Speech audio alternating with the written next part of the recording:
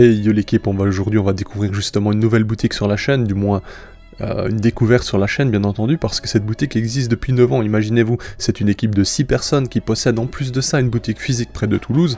Bref, franchement c'est plutôt génial, on va voir ensemble ce qui s'y passe, quels produits nous recevons, et on va voir tout simplement ce que ça vaut dans l'ensemble. Cette boutique se nomme l'Insecterie, vous connaissez certainement, et on va tout de suite voir ce qu'ils m'ont envoyé. C'est parti.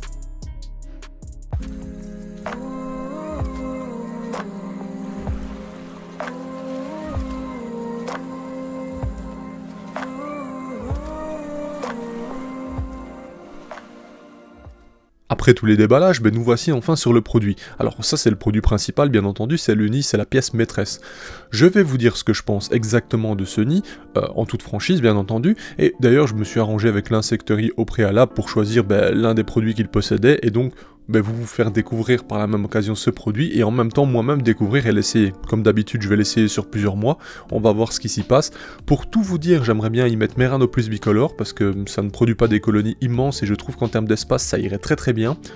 Maintenant on va voir. Bon, le premier point qui va vous sauter à la tête, clairement, vous allez me dire et me faire remarquer, j'en suis certain, c'est que ce récipient est en acrylique. Alors il va pouvoir peut-être bouger avec le temps, peut-être devenir un peu jaunâtre, peut-être se griffer. Effectivement, ça c'est le point négatif. Commençons tout de suite par ce point parce que on ne peut l'éviter, ça saute aux yeux. Cependant, vous le voyez, il y a une aération plutôt bien faite, d'ailleurs la découpe est parfaite, c'est très propre.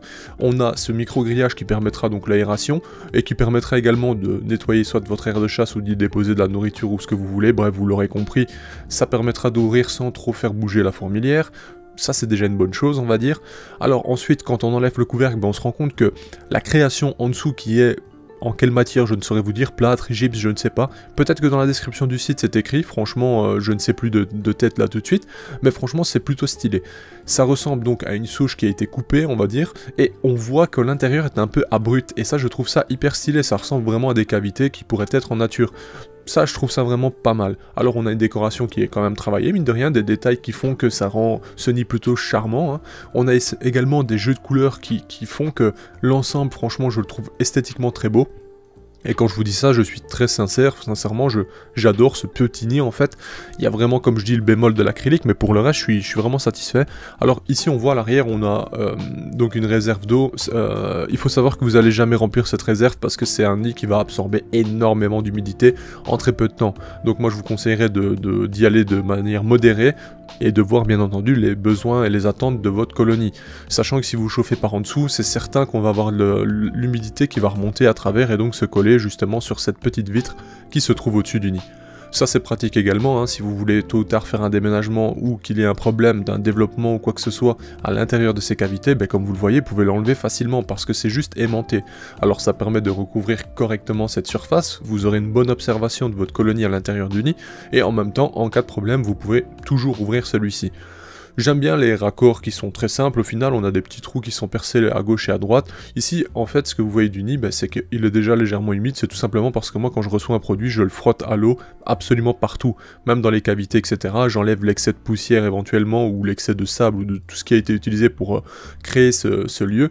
Donc voilà, je frotte absolument toutes les parties ainsi que la partie acrylique avec de l'eau et tout simplement un chiffon pour ne pas générer d'électricité statique et plutôt justement enlever potentiellement si c'était présent on va dire. Et en plus de ça, enlever les potentiels matériaux utilisés ou je ne sais quelle chose aurait pu être diffusée sur ces produits, bref, vous l'avez compris, c'est juste un petit nettoyage quoi. Alors ici pour l'humidité vous le voyez, à peine je mets l'eau, ça absorbe directement et on voit très bien qu'elle se répand. Je vais vous faire un petit avant-après juste dans quelques secondes, vous allez voir, sur 1 minute ça s'étend déjà pas mal, sur 10 minutes je peux vous dire que ça s'était étendu déjà de manière plus importante. Donc voilà, c'est ce que je vous disais, cette cavité ne sera jamais remplie d'eau, et d'ailleurs il ne faut pas le faire parce que sinon vous allez vraiment, votre nid va être vraiment gorgé d'eau et ça ne sera plus viable. Comme vous le voyez, on voit déjà la zone s'étendre. Alors, pourquoi moi je dirais Meranopus bicolore? Tout simplement parce que, en termes d'espace, soit vous faites fonder des espèces dedans et c'est totalement viable, soit vous mettez directement une espèce qui fait des petites colonies, et à ce moment-là ça marchera encore mieux. Bon, dans le sens où vous n'aurez que cet achat unique si vous utilisez des Meranopus ou etc. Enfin, ou d'autres choses, pardon. Mais bref, les cavités sont petites, donc vraiment pour une fondation c'est top. Alors, maintenant... On a, comme je disais, un des avantages et des désavantages, la boîte n'est pas dingos. Pour tout le reste, c'est plutôt propre. Alors j'ai reçu bien entendu des Jolai et quelques petits détails. On a une aiguille avec une vraie aiguille, donc faites attention si vous avez des enfants, ne laissez pas le kit à disposition. Je vous conseille d'enlever l'aiguille, de gérer vous-même l'hygrométrie. Et dans tous les cas, il le précise, et ça c'est important, parce que j'ai été vérifier directement la description, et effectivement il précise qu'il y a une aiguille qui est potentiellement dangereuse. Alors avec ce kit, ce n'est pas tout, j'ai reçu également une fourmi, hein. Il faut qu'on teste absolument tout sur le site, et j'ai donc reçu une Camponotus lateralis.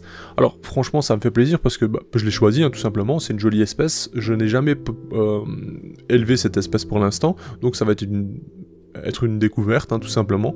On verra par la suite ce que ça dit.